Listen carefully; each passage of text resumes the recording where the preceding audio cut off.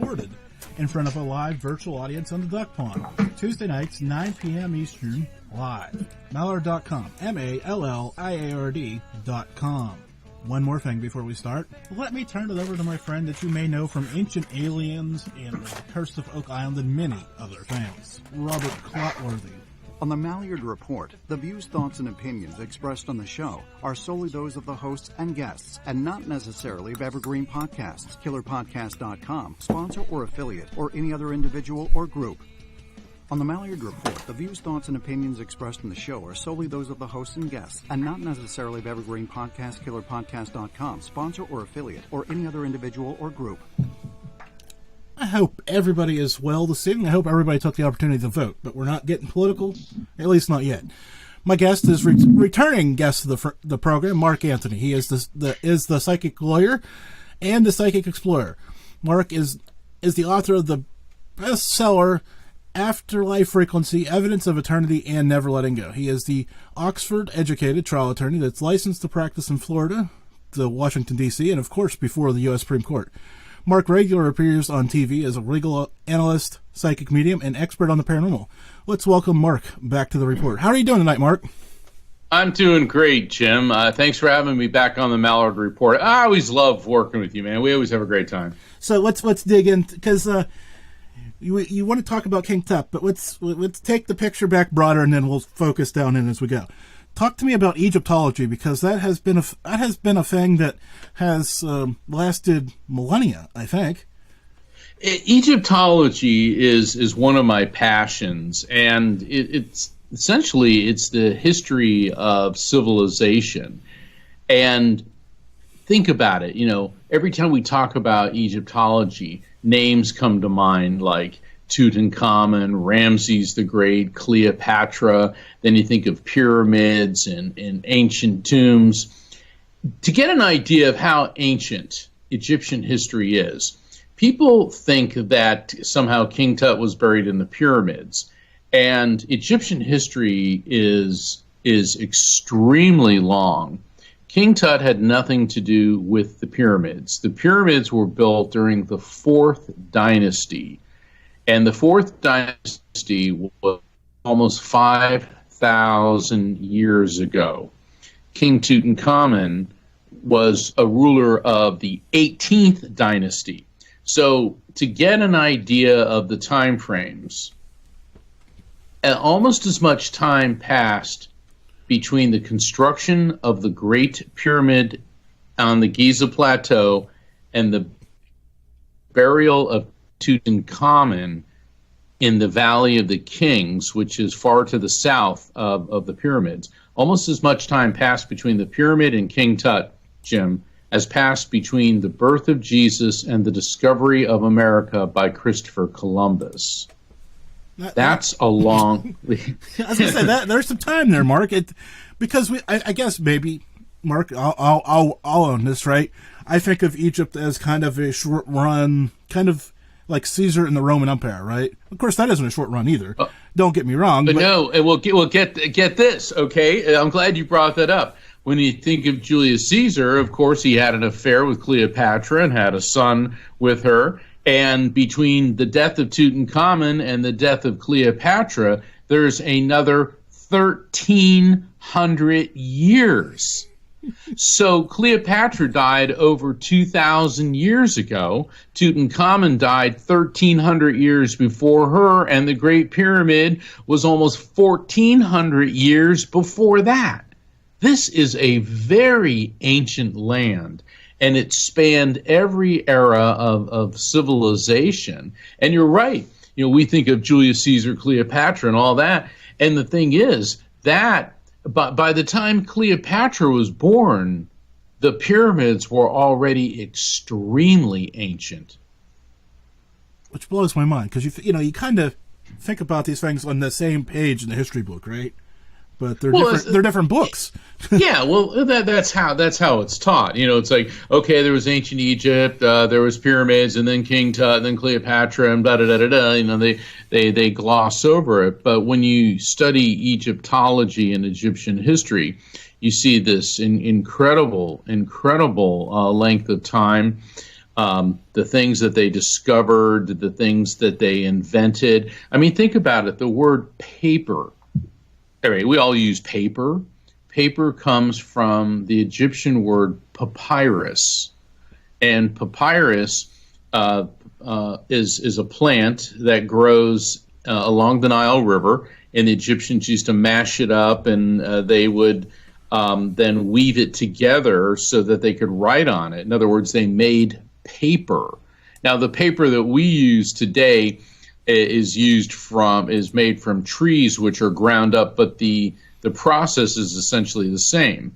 But think about it. Somebody had to come up with the idea of, gee, can we possibly develop something that we can write on, and then that also we can make scrolls out of, and then make it very portable so that then we can keep records on things. And then, of course, there's the incredible architectural achievements of the Egyptians.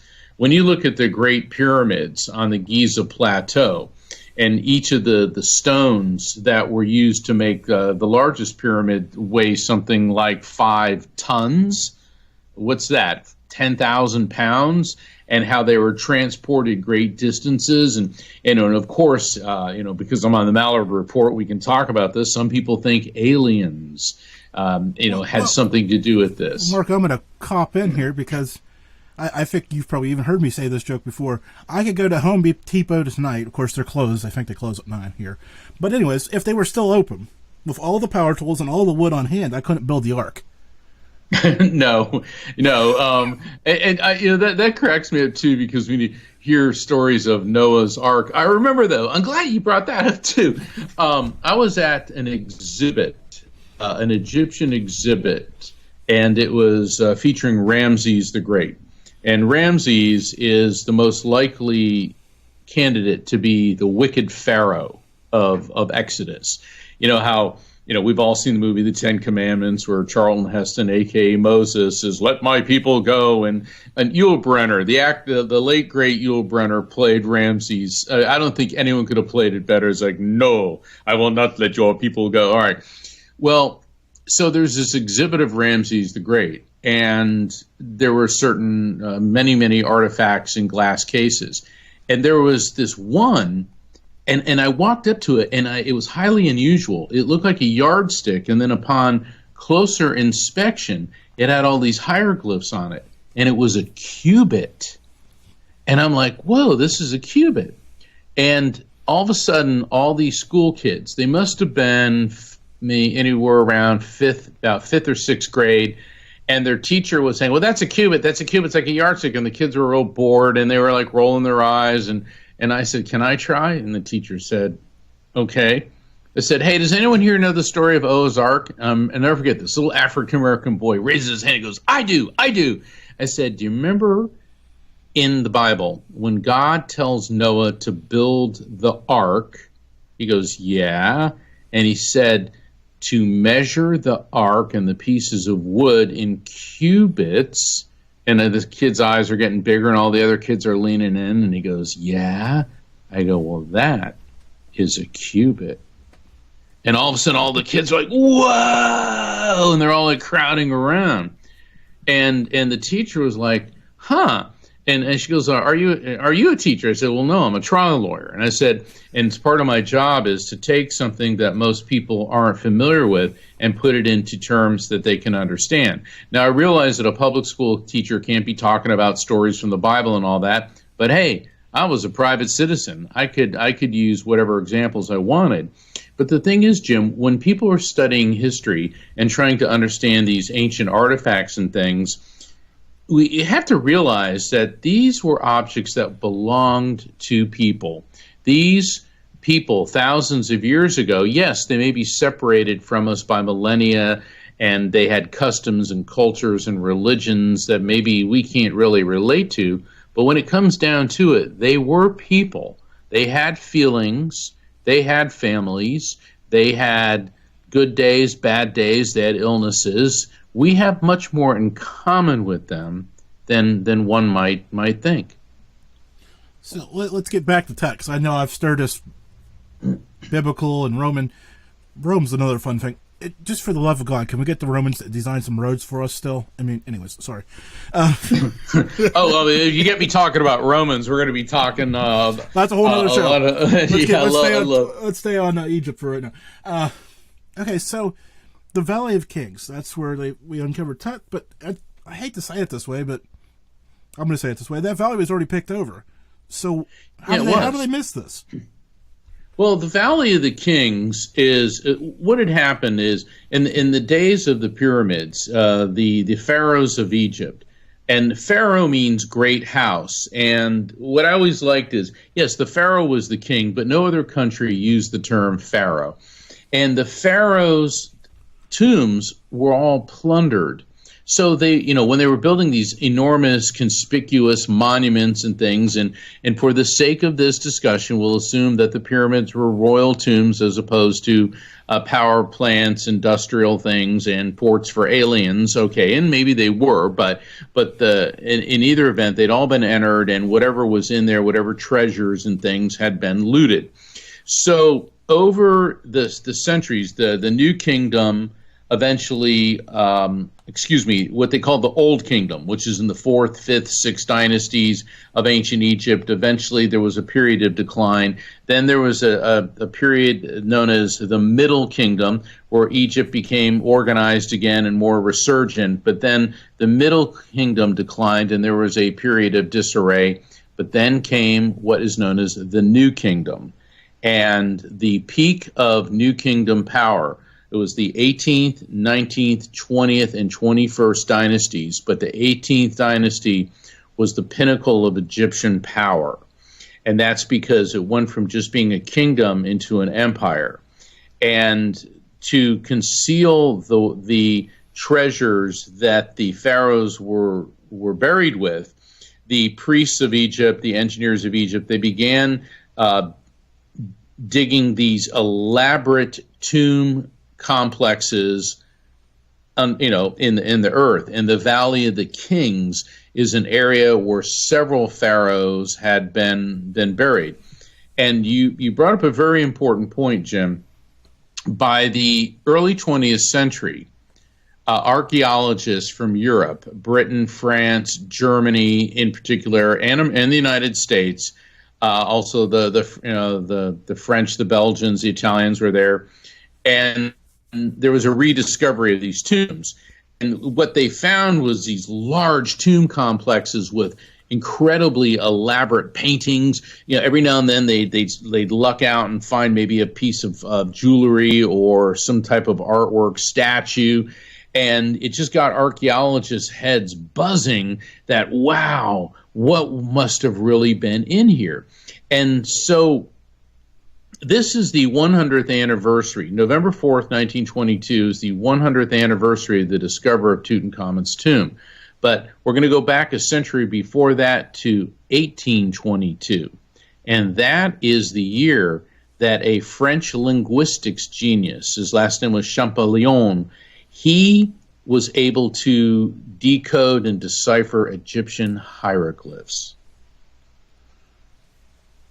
Which plays an important part. But I've got to ask this question before we get into hieroglyphs because they're always important. Yeah, but we got to do that before we get into Tuppa. Go ahead. Yeah. Well, no, I want to ask the other pressing question on my mind, which is totally stupid, but I'm going to ask it because you're the guy that would know. How would, like me or you, be buried back in the day? Would they just throw us in a hole? Well, it depended on your social status and what you could afford. Obviously, the aristocracy, the pharaohs had these incredibly elaborate tombs, but several of the elaborate and complex tombs that were found in Egypt were of high priests, of generals, people of great social status. One of the big tombs of the Old Kingdom was of Imhotep, and he was like the royal engineer, the royal architect. So let's say then you got to the merchant class. Well, you could be buried in a single chamber underneath the ground, but they've also found large chambers underground with several mummies in it. So basically, let's say guys like you and me, we'd be the middle class of ancient Egypt. We could be buried in a fairly nice underground tomb with several either family members, friends, or people of a similar social class. And then when you got to people who were the vast majority of people who were not wealthy, didn't have any position, they too would be mummified, but their resting site may just be a simple wooden coffin and essentially a hole in the ground. And mummification, the process of mummification, was extremely important to the Egyptian beliefs of the afterlife. They believed that your body had to be preserved. And there were three different levels of mummification. There was basically the poor guy's version, where the body was dried out in salt and then wrapped up in the mummy cloth and buried. Then there was the middle tier, where the body be marinated in palm wine and then also dehydrated in salt. And then there was the royal mummification process. And the thing is, when somebody died, it took anywhere from 40 to 70 days to desiccate the corpse. In other words, they had to be packed in sand to dry it out. The brain was discarded. There was this hook-like object they'd shove up the nostrils and pull the brain out. The Egyptians discarded the brain. The other organs were removed, and they were dried out and put in jars that are known as canopic jars. The heart, though, extremely important to the Egyptians. They believed that the heart was essentially where the thoughts came from, where the soul resided. So the heart would be removed, especially desiccated, dried out in salt, then wrapped in mummy cloth, and then put back into the body, which other organs were not. So the heart held a very special place. I know I'm going kind of deeply into the mummification process, but I'm glad that you asked that. And here's why. The Egyptians believed that preserving the body was directly tied to the soul's journey into the afterlife. The Egyptians did not believe in reincarnation. They believed in resurrection. So if your body was properly preserved, they believed at some point that body was going to reanimate, come back to life, and that's why the body had to be properly preserved. And for people who fell out of favor with the pharaoh or who did despicable things, they were not properly mummified, or they outright cremated the remains of the person to deny them entry into the afterlife. If we have time, we can get into some stories about that as well. And that's why when the Romans entered Egypt, you brought up the Romans, the Egyptians were mortified because the Romans used to used to burn the bodies of their heroes and of their dead, whereas the Egyptians instead not only preserved them, but built great monuments to them. So I've got this question. Of course, we're just going to skip over the brain thing for a minute, because that's whatever that is. But if you think you're going to be resurrected, you've got. I'm looking at my desk right now, Mark. You can't obviously see this, but I'm sure you're familiar. Your desk probably looks the same. You've got stuff strewn across it, and right. I'm surely about ready to lose something. Right. So right. If I started taking my lungs and my all this stuff, and well, I mean, mistakes are made. I mean, wouldn't you be better off just keeping it all inside you? Yeah, one would think, but this process evolved over thousands of years. And the fascinating thing, though, is mummification was going on well into the 6th century A.D., 600 years after the birth of Christ. The Egyptian religion was very long-lived. It wasn't eradicated by Christianity until roughly 5 centuries after the crucifixion of Christ. And the techniques for mummification up through the 6th century A.D. were uncannily similar to those happening 3,000 years before that in the Old Kingdom. Okay, so back again, ADHD. Let's get calm down here. Okay, focus. So we're back 1822. We're hieroglyphics. Now I understand they're pictures, but how do we start decoding them? Because I thought that would be kind of Well, difficult. Yeah. It seems so self-evident, right? You see a picture of an animal, you know it's an animal, but what animal is it, I guess? So how do we get that figured out? Right. Well, the ancient Egyptian language basically ceased to exist in the 6th century AD, because as Christianity took over in Egypt, and then 2 centuries after that, Islam, the Islamic armies invaded, and then Arabic became the language of Egypt. So for thousands of years, all the way up until the 20th century, or excuse me, the 19th century, hieroglyphs were pretty pictures. And archaeologists, Egyptologists knew that they meant something, but they didn't know what they meant. Well, in 1799, Napoleon invaded Egypt. And his plan was to seize Egypt and then use it as a base of operations to lead an attack on British India, which would go down the Red Sea. He'd get his fleet go through the down the Red Sea and across the Indian Ocean and to attack British India. Anyway, when Napoleon invaded Egypt, he brought with him all these scholars and archaeologists, and they uncovered this stone tablet, and I've seen it. It's in the British Museum now. And on the stone tablet, there were 3 different forms of writing. One was ancient Greek, one was known as Demiotic, and Demiotic was a later form of Egyptian. It was sort of like the cursive version of Egyptian. And then the third message was hieroglyphs. Well, the scholars could read the Greek and the Demiotic, and they saw that it said the same thing. So they realized, aha, this must have been some type of notice in the 3 languages that were spoken in Egypt at the time. And the Rosetta Stone dates from the Greek period, because I know I'm jumping all over, but the Greeks had conquered Egypt under Alexander the Great. In fact, Cleopatra was of Greek origin, and she was the last member of the Greek dynasty ruling Egypt until it fell to the Romans. And so they knew that the hieroglyphs must have said the same thing, but nobody could figure it out.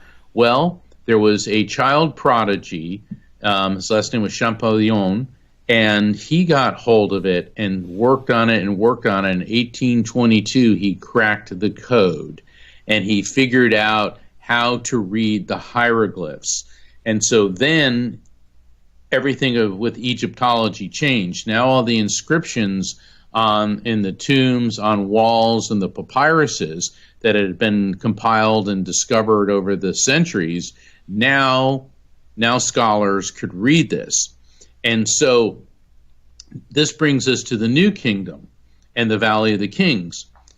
Archaeologists are studying the Valley of the Kings, and they got a chronology of the pharaohs.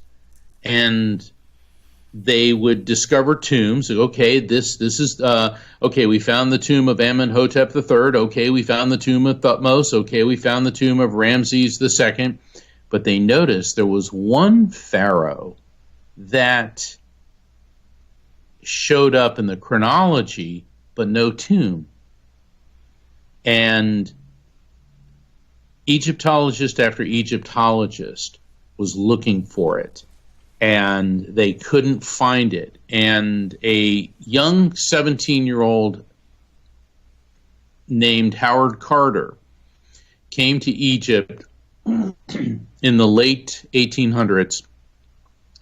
He was English. He was an artist, so he had no formal education in Egyptology, but he learned on the job working for all the Egyptologists.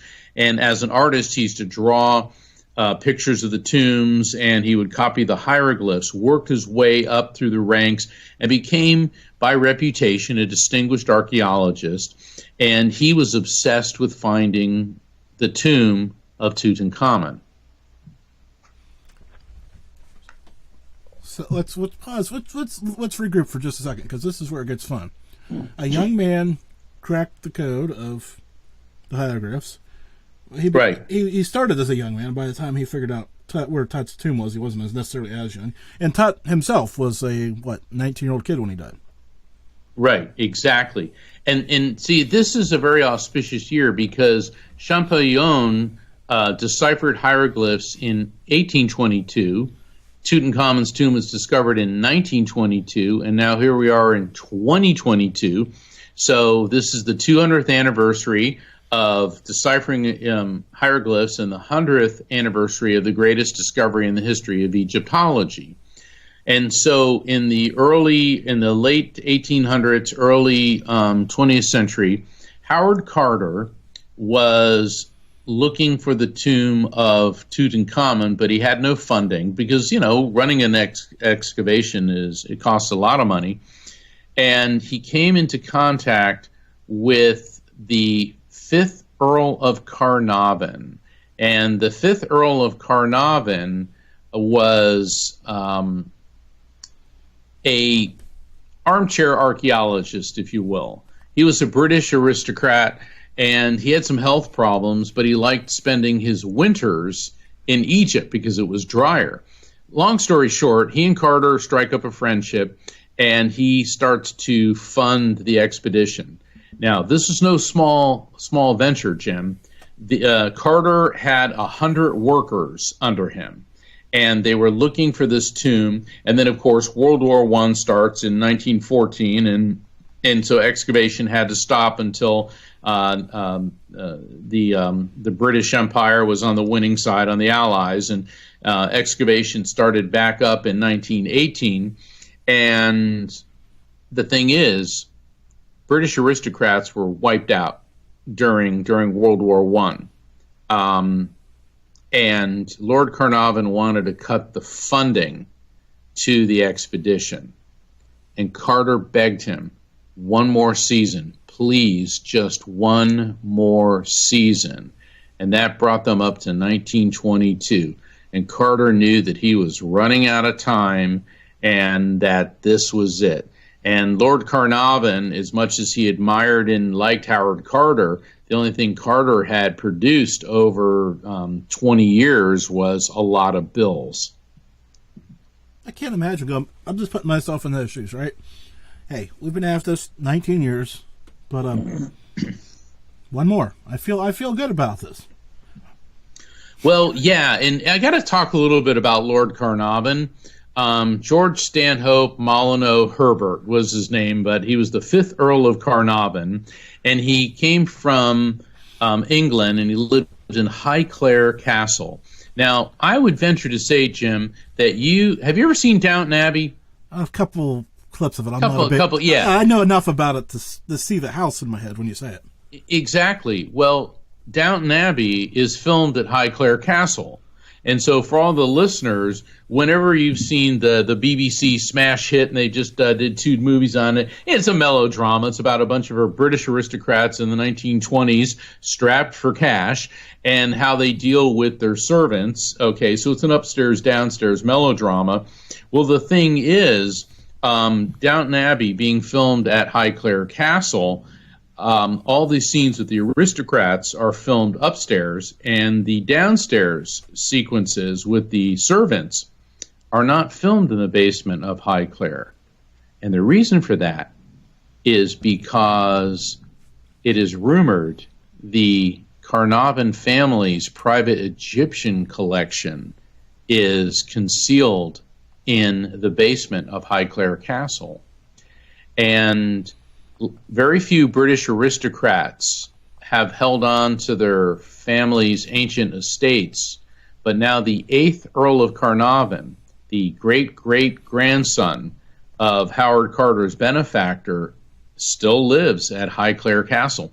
In fact, the TV show Downton Abbey kind of saved their you-know-whats because they made a lot of money. BBC's paying them to film there. And so it looks like the Carnarvon family is going to be comfortable at Highclere Castle for quite some time. But meanwhile, back in Egypt in 1922, Howard Carter had rented a house near the Valley of the Kings. Carter, at age 58, now he was 58 years old, he was a confirmed bachelor, and we don't know what his deal was. Was it girls? Was it guys? I just think Carter didn't like people. He was obsessive. He would not give up on his task. He was rude to people around him. He couldn't stand whom he considered to be stupid people. He hated the media. He just wasn't really a very pleasant guy. And he was nasty to the staff that worked in his home. And he bought this canary, and it was in this little gilded cage. And the canary would sing to him, and it calmed him down. And the staff was like, "Okay, Sahib Carter is happy with this canary." And the canary became the mascot of the expedition. In fact, one of his servants said, "Inshallah," which means the will of God. Perhaps this canary will lead us to a tomb of gold. And so the expedition became known as the expedition of the Golden Bird. Well, it was the morning of November 4th, 1922. Carter lurches awake. It's before dawn. He's getting ready. The little bird is singing to him. And he drives out to the Valley of the Kings. And when he arrives at the site of the dig, nothing's happening. And that meant one of two things had occurred, Jim. That meant either somebody had been killed or they found something. And based off track record, I mean, you obviously got to be thinking somebody was killed. Yeah, until one of the workers, the foreman, ran up to him and they said, "We found something." They brought him to a location. Now, get this. The location they brought him to was in close proximity to the tomb of Pharaoh Ramses VI. And this was one of the original areas that Carter wanted to concentrate on, but he was pressured by Egyptian authorities to move elsewhere because the tomb of Ramses VI had such elaborate paintings. It was a big tourist destination, and so Carter's work was in the way. So he ends up right where he started, and they found a stone step in the sand. Feverishly, the workers uncovered another step, and Jim, there was 16 steps leading down into the earth, and it came to a door. Okay, Carter's heart is pounding. He's thinking, well, maybe we found some type of storeroom, what's known as a cache. Maybe if we did find a tomb, it's going to be another empty tomb. But as they started wiping the sand away from the door, his heart almost stopped, because the double doors to the tomb were sealed by a clay seal across the handles that was completely intact. And what that meant, they had never found the entrance to a tomb with the seal intact. Carter knew, and knew when he read the name Tutankhamun on the seal, he found it, and it was intact and had not been opened. His heart was pounding, so he immediately ordered armed guards, and he raced back to town so that he could send a telegraph to Lord Carnarvon. But meanwhile, Jim, at the same time that they reached the door of the tomb, there was at Carter's house, his Egyptian staff heard this terrible shriek, and they ran into the living room, and in the gilded cage, they saw a cobra had slithered in and gotten into the cage and was devouring Carter's canary. Well, I was sitting here thinking about canaries in the coal mines, right? Because back in the day, you'd take a canary down as kind of a gas meter, and now you're telling me the canary still bit the dust, even being thousands of miles away. This was a very bad omen, and while the Egyptians may have been Muslims, they were also Egyptians, and they knew that a cobra was the symbol of the ancient Egyptian pharaohs, and it was as if the ancient pharaohs were striking down the expedition. So the symbol of the pharaohs was swallowing the expedition's mascot, and this meant evil. This was a bad omen. And let me tell you something. rumors of this, news of this started flying not through the town, but through the entire dig. So meanwhile, at Highclere Castle, Lord Carnarvon receives a telegram saying, "Great discovery found." So it takes Lord Carnarvon and his daughter, Lady Evelyn, 3 weeks to get to Egypt. This is 1922. It's not like they just hopped on, Egyptian Airlines and flew over there. And plus, it takes time. You just don't leave a giant manor house. You got to get everything in order. So now it's November 26, 1922. It's Lord Carnarvon, Lady Evelyn, and Howard Carter, and of course the workers. And they go and they open the seal to the two doors, and there's a hallway. And it took an entire day for the workers to clear all the debris, sand, broken pottery out of this hallway, and they came to another set of double doors. And I need to read Carter's.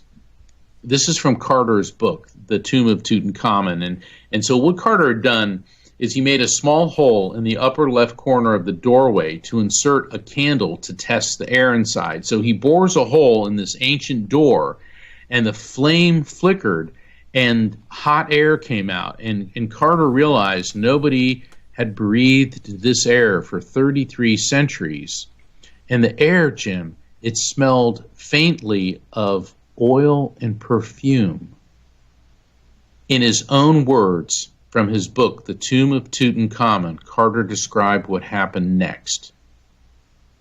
For the moment, an eternity it must have seemed to the others standing by, I was struck dumb with amazement. And when Lord Carnarvon, unable to stand the suspense any longer, inquired anxiously, "Can you see anything?" It was all I could do to get out the words, "Yes, wonderful things." It's incredible. I can't imagine. Okay, let's pause here for a second. I got to refocus this. So you found a door, then you wait 3 weeks for the guy to show up. It's got to be like a kid on Christmas, right? You've got it. Yeah. And then you get there, and you find the hallway. Right. Sounds like Christmas to me, right? You get that first package, you get the socks. Oh, this is a sweater. Right? Better than Christmas, yeah. And so here they were, the candle, and he's looking through this hole, and Carter, all he can say is wonderful things. So then Lord Carnarvon and Lady Evelyn took a look, and all their jaws are dropping. Everywhere was the glimmer of gold. The room they peered into was packed with chariots, statues, game boards, linens, jewelry, beds, couches, chairs, even a throne, all piled up on top of one another. And the thing is, Jim, nobody had ever seen anything like this for thousands of years. They were flabbergasted. So we open the door and we get all those things. Well, how do we get all this gold? Well, the Egyptians looked at gold very differently than we do. Certainly it had value, but they looked at it with a spiritual significance because since gold did not tarnish and it was always shiny, they believed it retained the power of the sun. And there were, I believe, like 5 different chambers, and it took 10 years to get everything out of the tomb. Howard Carter assembled the greatest team. It was the dream team of Egyptology. He contacted the Met, the Metropolitan Museum of Art in New York, of course, the British Museum, the Louvre, the Vatican Museum, the German Museum. He had the best of the best there, and it took them until February of 1923 to get there. And when they went in, they numbered each object, photographed it, made notes where it was, the position it was in before they removed it. Some objects were in perfect shape. Others, they opened up this one chest and they saw clothing in it, and at a touch of a finger, it all crumbled into dust. There was a beaded pair of sandals. The beads fell apart. And they hired people to reconstruct, to restring the beads on a pair of sandals. But the thing is, over 5,000 objects were recovered from the tomb. It was closer like 5,300. And, you know, everyone's intrigued by treasure. But by the time they got into the burial chamber itself, there was a huge pink sarcophagus, and it had been cracked across the middle over the centuries, I guess from expansion and contraction from temperature shifts. It cracked, and so they had to develop an elaborate system of wedges and winches and pulleys to get it off. Then there was a large wooden coffin in the shape of a person, and it had gold leaf all over it. And they tried to lift it, and it was insanely heavy. And they're like, what is up with this? Well, they opened that coffin, and there was another coffin inside of it, also wooden, also gilded in a gold leaf. And then they opened that, and then they couldn't believe what they found next. The third innermost coffin, shaped like a human being, was solid gold, over 250 pounds of solid gold. That's a lot of gold, Mark. It sure is. And then they thought if that wasn't enough, when they opened that and they saw the king's mummy, on the mummy was the famous gold death mask. And that's one of the most recognizable symbols of ancient Egypt, is the death mask of Tutankhamun. The hard part was the priests of ancient Egypt, when they put the mummy in the coffin, they poured unguents. They were oils and sacred potions all over the mummy. It was all part of the mummification process. Well, for thousands of years, it crystallized and turned into a glue, and so now the mummy was essentially glued into the coffin. And it's horrible, but they had to section the mummy up to get it out. And probably, I mean, it's by today's standards, we would have had chemists that could have figured out how to dissolve this. But long story short, when the mummy was eventually removed from the coffin, it began to cause even more questions. And in recent years, there have been DNA analysis of the king's mummy. This young man, Tutankhamun was about 9 years old when he became king. He was roughly 19, anywhere from 18 to 20 when he died. He had a club foot. He had Kohler syndrome, which was a deficiency of blood going to the bones as he was growing up. He had traces of sickle cell anemia and malaria in his tissue. This young man was extremely disabled, must have been in terrible pain most of his life, and over 120 walking sticks were found in the tomb. So from the time this kid could walk, he was using a cane. And so you had a physically disabled pharaoh, probably in immense discomfort. This young man had a lot of terrible physical deformities. And the thing that really started to mystify them was there was no heart in the mummy. Remember earlier we're talking about how important the heart was. Well, mummies of other pharaohs that had been recovered had the heart in them. So why wasn't the heart there? Then further examination indicated there was a wound on his leg. It looks like he may have broken his leg, fractured his leg. There could have been an infection. So did he die in some type of accident, like maybe falling from a chariot, or was he possibly murdered? So this started springing mystery after mystery. Well, this became the biggest news story in the world, Jim, and I know we're running low on time, so let's get to the curse. Every reporter from every major outlet, from Tokyo to London to San Francisco, was there in force covering the biggest story in the world. Carter hated the reporters, couldn't stand them and their questions. Lord Carnarvon, he loved being the center of attention. He said, I'll handle the media, you handle the excavation. And so at first, everything was fine until Lord Carnarvon sold the exclusive rights to the story to the London Times. And with the stroke of a pen, he alienated every media outlet in the world. the reporters were furious, and so they're all looking for a story. And then, of course, they'd heard the tale of the cobra, the symbol of the pharaohs swallowing the canary. So fake news existed back in 1923, and a reporter said that a clay tablet had been found in the tomb with the inscription, "Death will slay with his wings whoever disturbs the peace of the pharaoh." And so now the rumor of the curse starts expanding, but then the real shocker came in April of 1923.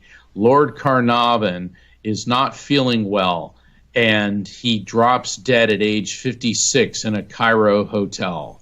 He was suffering from an infection caused by a mosquito bite, and at the precise moment of his death, all the lights in the city of Cairo flickered and briefly went out. Well, now the reporters are going crazy, and then they find out that his dog howled and dropped dead at the same time. So now, all right, the curse is happening. But then, by 1929, over 24 people who'd been involved in the excavation of the tomb had died. And a lot of very famous people had come to see and were invited into the tomb, including American tycoon George J. Gould, British industrialist Joe Wolfe, and British aristocrats Mervyn Herbert and Richard Bethel. All of them dropped dead shortly after visiting the tomb. Then Bethel's father, Lord Westbury, left a funeral note that said, "I cannot stand any more horrors." He jumps from a window to his death. And during his funeral, the hearse ran over and killed an 8-year-old boy. Jim, the media was having a field day. People were dying. Stories of the curse were flying. I mean, even Sir Arthur Conan Doyle, author of Sherlock Holmes and a psychic medium himself, suggested that the priests of ancient Egypt had conjured elementals, who are non-human spirits, to guard the tomb. Other theories started popping up that the ancient Egyptians coated objects in the tomb with long-lasting poisons, lethal microbes, toxic spores, and even radioactive uranium.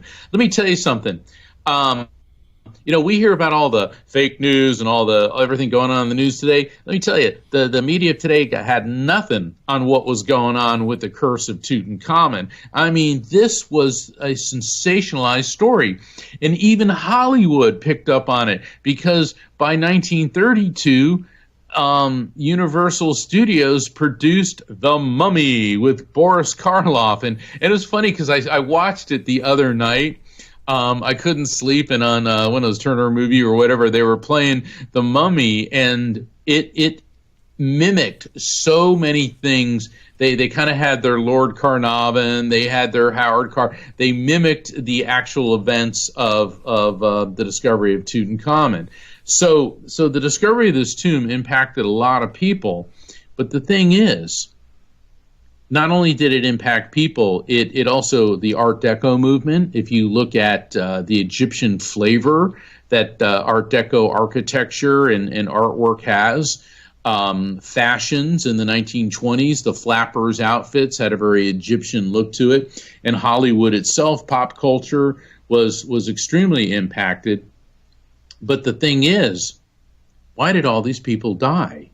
Now, it was Egypt in the 1920s. And antibiotics were not readily available. It's not like people didn't get yellow fever, malaria, Ebola, typhoid, hepatitis. But why, after entering the tomb, did so many people die so quickly and so mysteriously? Now, Mark, you mentioned we got 300 pounds of gold over here, sitting here. So there has to be all kinds of other things in this tomb. Is it possible that, I'm thinking like lead or other things that could be down there that may not have been helpful to breathe into? It's possible, but in recent years, people that are handling these objects don't seem to be affected by them. And one of the most disturbing finds, or the most disturbing find in the tomb, were 2 mummified fetuses. And this perplexed Egyptologists. in recent years, a DNA test was done, and it appears that these were two little, the female fetuses. They appear to have been twins, and it looks like Tutankhamun had been their father. So, did they die in utero? Were they miscarried by his wife, who was also his half-sister, Ankhesenamun?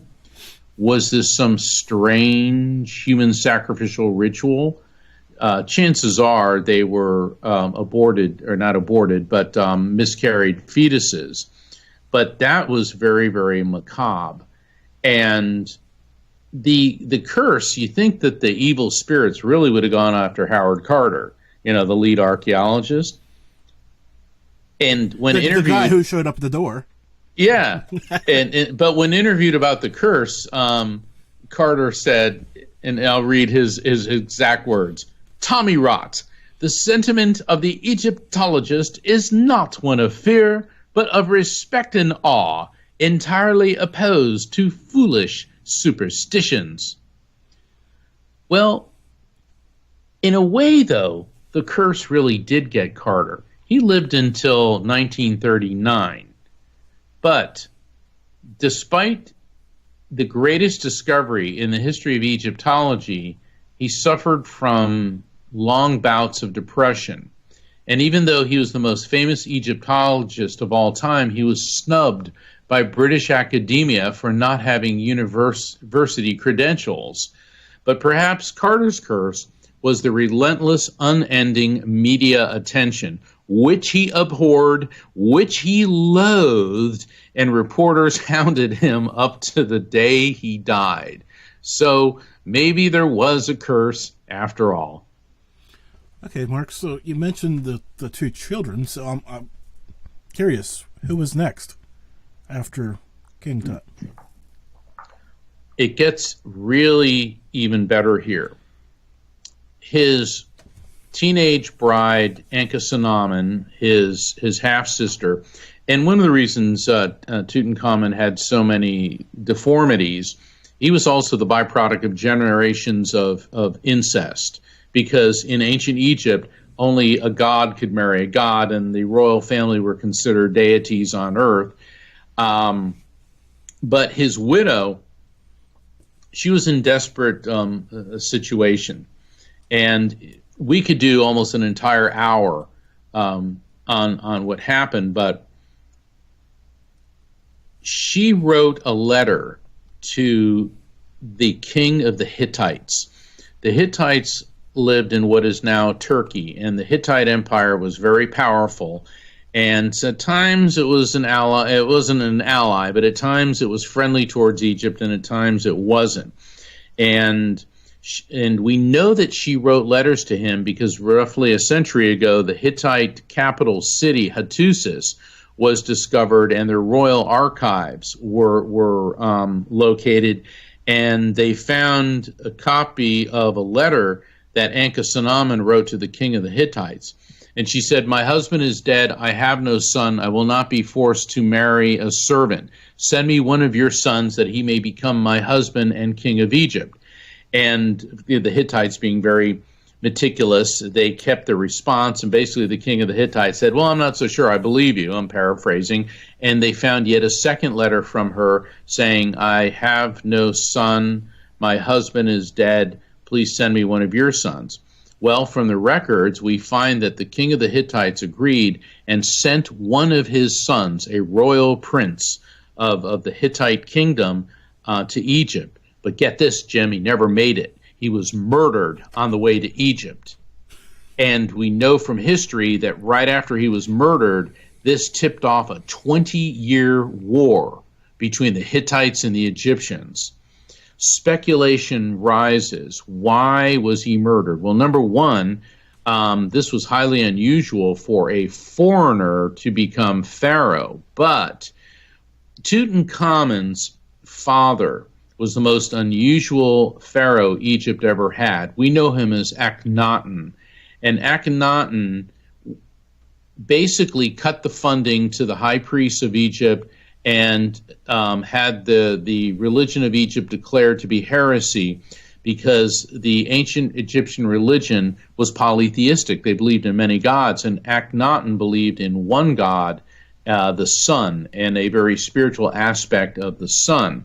There's some speculation that maybe he's the good pharaoh of the Bible, the one who let Joseph, the Hebrew, rose him to the position of Grand Vizier after Joseph interpreted his disturbing dreams. Do you remember the Bible story of, which is scripture, of the Pharaoh of Egypt was having a recurring nightmare where 7 hefty cows emerged from the Nile River only to be devoured by 7 scrawny cows. 7 plump ears of corn emerged from the Nile only to be devoured by 7 scrawny ears. And nobody in Egypt, none of the magicians or the astrologers could interpret this. But in Pharaoh's prison was a Hebrew slave, the name of Joseph, and his brothers had sold him into slavery in Egypt, and Joseph interpreted that to mean that there'd be 7 years of plenty followed by 7 years of famine. So there's some speculation in biblical archaeological circles that perhaps in some way Joseph influenced a pharaoh who then wanted to suppress and eradicate the polytheistic religion of ancient Egypt and replace it with his own spin on there is only one God. So it certainly makes for great, Malliard Report discussion. But the thing is, after Akhenaten dies, Tutankhamun is now pharaoh, and at 9 years old, the first thing he does is turn back the clock and bring back funding for the priests of ancient Egypt. Right, like a 9-year-old's gonna do that. And then not only was Tutankhamun and his dynasty hated by the priests, they're also hated by the military because Akhenaten refused to take any military action against the Hittites and other enemies of Egypt. He said, he believed in peace, where the army looked at him as a weakling. So now you have a physically disabled, sickly boy who would not exactly be admired or respected by the military. The priesthood hated his entire family for basically impoverishing them for over 20 years under the reign of Akhenaten. And then this sickly boy king dies suddenly, either by accident or perhaps a convenient accident. And now his frightened teenage bride is begging for a foreign king to send a son to be a prince. Well, get this, not only is the prince murdered en route to Egypt, but then we know Ankhesenamun married the Grand Vizier, whose name was spelled A-Y. I will not be forced to marry a servant. Technically, he was the servant and old enough to be her grandfather. I becomes Pharaoh of Egypt, and when his tomb was discovered, it has a list of his wives, not one mention of Ankhesenamun. Her tomb has never been found. Her mummy's never been found. She disappears without a trace from the pages of history. Tutankhamun's entire family is eliminated, wiped off the face of the earth, and I becomes Pharaoh, rules for a few years, and when he dies, General Horemheb becomes Pharaoh. And when he died, the 18th dynasty ended and the 19th began. So it is very possible that Tutankhamun had been murdered, and that the priesthood, the religion of ancient Egypt, in cahoots with the military, essentially staged a coup d'etat, used Tutankhamun's bride to make the Grand Vizier Pharaoh, and then they got rid of her too. So, Mark, we've got 15 seconds for you to tell people where they can find you.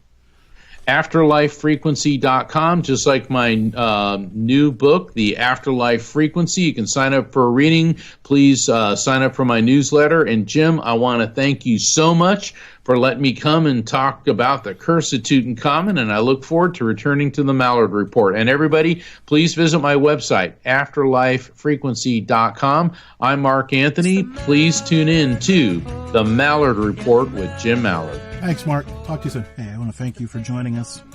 It's been a good show tonight. I hope you enjoyed it. Take a few moments, subscribe, share, all the fun stuff. You know how to do it. I don't have to tell you.